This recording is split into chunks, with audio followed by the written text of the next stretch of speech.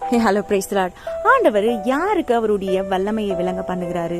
உத்தம இருதயத்தோடு இருக்கிறவர்களுக்கு தம்முடைய வல்லமையை விளங்க பண்ணுகிறாருன்னு சொல்லிட்டு வேதம் நம்மளுக்கு சொல்லுதுங்க. சிங்கத்தை போல என்னை வேட்டையாடி எனக்கு விரோதமாய் உமது அதிசய வல்லமையை விளங்க பண்ணுகிறீர்னு சொல்லிட்டு யோபு 10:16 சொல்லப்பட்டுள்ளது. நம்ம நெருக்கப்படுற நேரத்துல, ஒடுக்கப்படுற சூழ்நிலையில, தள்ளாடும் போது அவருடைய வல்லமையை விளங்க பண்ணுவார் நம்மளுடைய வாழ்க்கையில. நம்முடைய தேவனை நம்ம எப்பொழுதுமே உத்தம இருதயத்தோடு தேடுறோமோ அப்பதாங்க அவருடைய வல்லமையை நமக்குள்ளாக விளங்க பண்ணுவாரு.